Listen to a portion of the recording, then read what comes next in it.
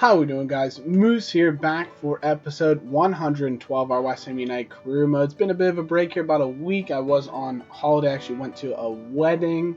Family member got married, and then we went to the beach. Actually went with my family and my girlfriend, what have you, for about a week. So we've been gone all that time. I actually had this video edited, but I hadn't recorded the commentary and didn't have any way to upload it. So figured we'd get as soon as we could get back to it. Basically, and then what's going to happen from now on, I have 3 episodes ready to go. I'm just going to record all the voiceovers. I'll basically put 1 episode out a day for the next couple of days, and then I'm going to try and rail through this season as fast as we can. Basically, I want to get this season up and done with in as quick as short order as possible by the time FIFA 16 is going to come out. But huge news, we're going to see some absolute crazy business in this season now, just because Nicholas Nkulu, our top-rated player at 85 overall, and our one of our biggest players, I just gave him the most improved player last season, he's asked to be transferred. I actually made the joke in the awards ceremony issue, or episode I should say, that every time somebody wins most improved player for me, they actually end up being sold the next season. Zarate in season 1, Carroll in season 2. I didn't think there was any way it'd be Nkulu because I didn't have any plans to sell him, but he comes to me and just says, "Boss, I'm done here. I've achieved everything I can. We won the league. I'm done with it. I just want to leave. I want to try something new, and I want to move on." He wants to change the city. He wants to move immediately, which means there's no chance you're selling him or the board's going to sell him for no money. So I figured if I have offers for him, he's going. So Real Madrid coming automatically, $21.5 million. It's $4 million above his valuation that we have, but I definitely think I can get more out of him, especially if it's a big club like Real Madrid and Bayern come in. Bayern come in with a massive bid, $30.5 million. That's much more in the price tag of what I'm speaking. My counter offers are $45 million to them because I know they have the money to spend it out. I don't want to scare them away, but I'm going to give them that kind of counter offer. If they come back and take it exactly, then we're going to go for it. If not, I'll try to squeeze them up and get a penny pinch enough out of them as I can. We also get a smaller offer, a little bit different of a counter, $1.7 million for Francisco Rodriguez, youngster we bought, actually our only buy of the first season, but he's just never really lived up to his potential. He's been all right, but he hasn't been anything special, and so if he wants to leave, go to Aston Villa, that's fine, because he's not really breaking into the team anytime soon. We also get a transfer offer for Reece Burke, but with another center back potentially on the way out in Nkulu. We're still looking to buy a center back, but now we're really going to have to be buying 2 center backs just because of all this turnover. The fact that I had already said I wanted to buy a backup center back, now I'm going to have to buy someone who could pretty much slot right into the first 11 because we're losing our best overall rated center back. But first things first, Bayern come back and say $37 million. We'll give you Real Madrid say $35.5 from those $45 million counter offers. So I'm like, not bad at all. We'll try and counter them off from up to at least 40, hit that $40 million mark for Nkulu if we can. But Aston Villa say $2 million for Rodriguez. We counter him with 2.4. You can also see we put in a lot of inquiries for center backs, both guys who could be backup center backs as well as starting center backs, because there's not a ton of time left in the transfer window. So I figured we need to get this work done as quickly as we can. I counter offer Bayern to $41 million from $37. Real Madrid we're actually going to counter to $40.5 from $35.5. I gave them a little bit less because they came back with a slightly smaller offer, but I figure both of these teams should probably be willing to pay a fee like that to get their man, especially someone that could slot right into that team. But here's some of the center backs we're looking at. Rafael Varane from Real Madrid. We're going to put in a bid for him, $22 million.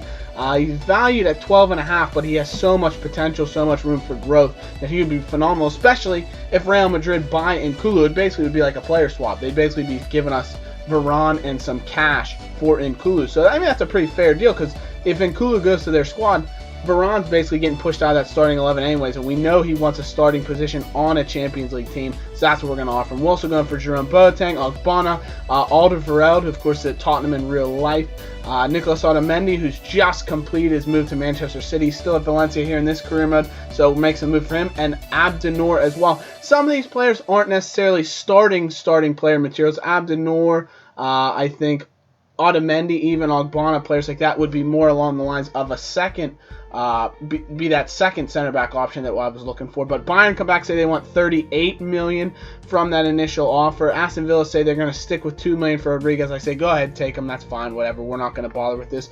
Bayern, we counter him up again to 40 million. I just want that 40 million price tag. That's really where we're sticking. Whereas we take a look here, we can see we've put in a ton of transfer offers as well. We had an offer for Spiegel, which we accepted.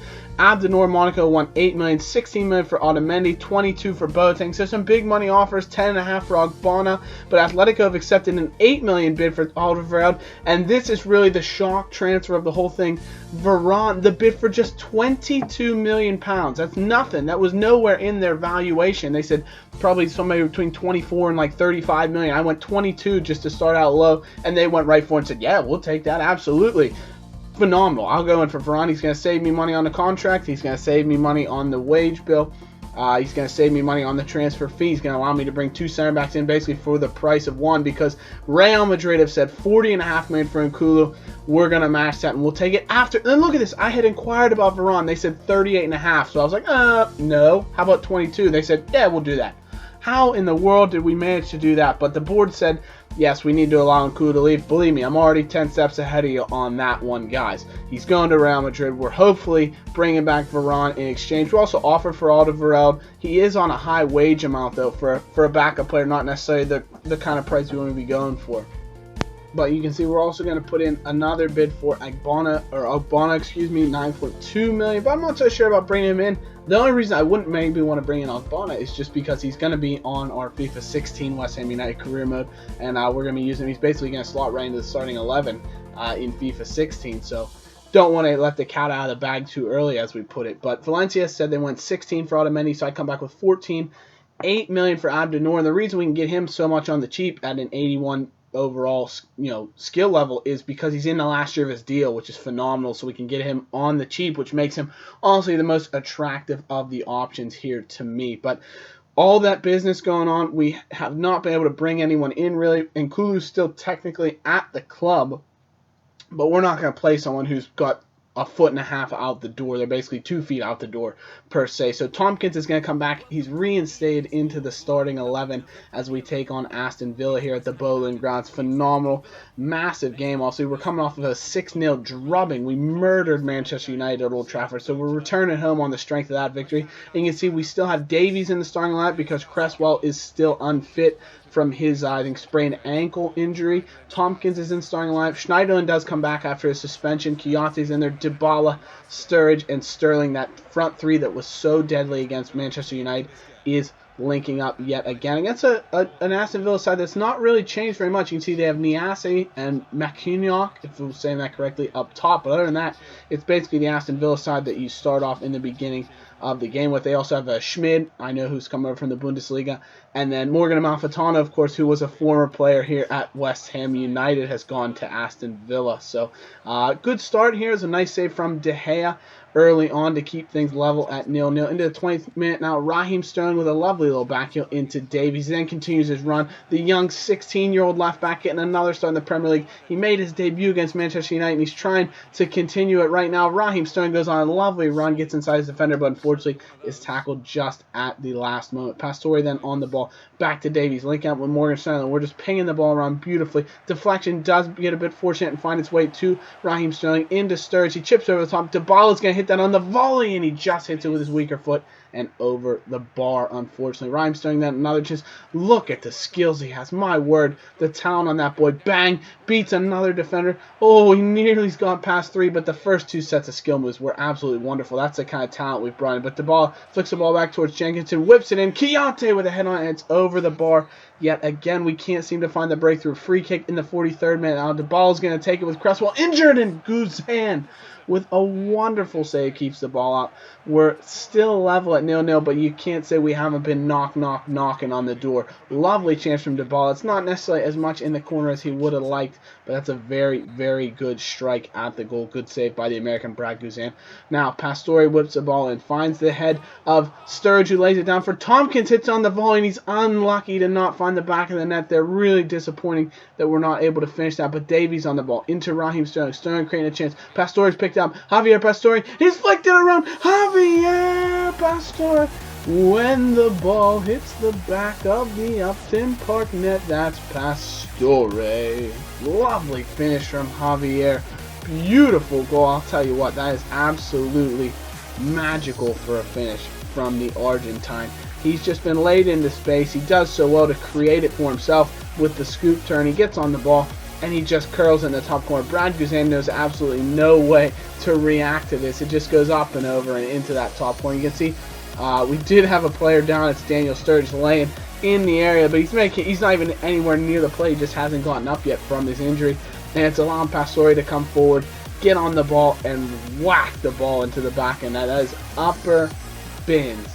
Phenomenal finish from Javier. Gives us the 1-0 lead that we've really deserved, you have to say. But for us to finally get that breakthrough is absolutely massive. And Pastore bounced on the confidence from that goal. Nearly puts another finesse in, but this time it's straight at the keeper, Guzan. He does make the simple save. Another chance to us. Jenkinson coming forward in the 57th minute. Carl, the right back from so far away, plays Raheem Sterling through. He's in behind the defense. Sterling should finish it, and that's got to be a penalty. Referee, how is he not giving that as a penalty? I'll have no idea. Sterling absolutely bundled over, but the referee says he's not having any of it. Wickham then plays Dybala through, and this is just an absolute masterful piece of passing, and Paulo Dybala finishes it away.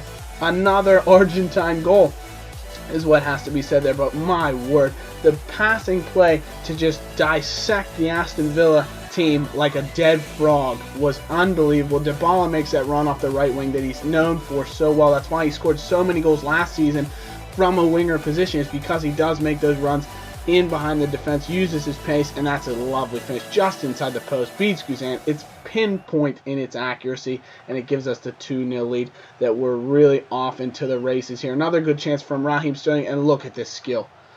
Oh my god, the fact that he went through those two men like that, it doesn't even matter that the shot's blocked. That was a skill move of the season. What a move from Sterling. He's pulled off so many absolute stunners of moves. He's taken a mick out of the opposing team, and it's a lovely bit of skill. But Pastore nearly gets another goal here. Guzan with a lovely save. I'll tell you what, he's having a fantastic performance. Despite giving up 2 goals, he's been phenomenal for Aston Villa. Their man of the match. Inzaghi then played the ball through. It hits off the post, and Niasse does come through and pounce on the rebound to give Aston Villa one sign of life. They do draw back a single goal, cut our lead in half in the 72nd minute. It's a good finish from Niasse. Inzaghi was played through. De Gea does well to come out and take away the angle. It does hit off the post, and it's very fortunate for the Aston Villa player that it comes right to his foot. De Gea, you would think, could have maybe done better, but it's an unlucky bounce. I think Marquinhos maybe gets in the way, and it's a good finish from Niasse in the end. But 2-1, we're trying to hold on. Oxlade-Chamberlain's come on as a substitute. Wickham's on, and Barber's come on as well. Some really good quality players that we're bringing onto the pitch. Connor Wickham with a good chance that is saved.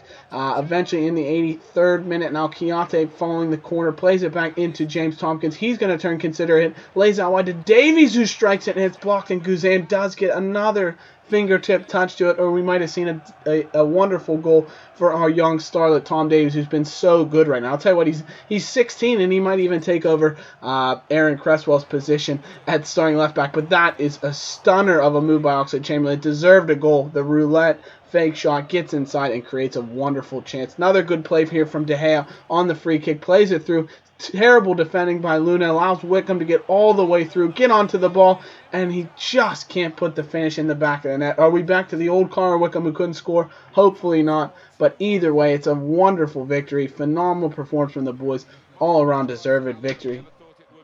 And with that, it means we're going to have 9 points from 9 possible. 3 wins from 3 in the Premier League so far. Massive victory yet again. It's really our 4th victory in 4 games because we obviously beat Sunderland in the Community Shield. It's a dominant victory. Aston Villa did have a bit more possession than us, but we were lethal on the counterattack. There's no way to say it, but 3 points man of the match does go to Marquinhos, actually, for me, who I thought was phenomenal at the back, played very well. 2 points to Raheem Sterling, who was dominant in taking on his defenders and did very well, and 1 point for the absolute goal of the season candidate, Javier Pastore, with that lovely curled finish. But that's going to be it for this episode, guys. I hope you have enjoyed it. Let me know what you think of the transfers, who we should be bringing in, and we'll see you in the next episode. Bye-bye. Like we always do with this time.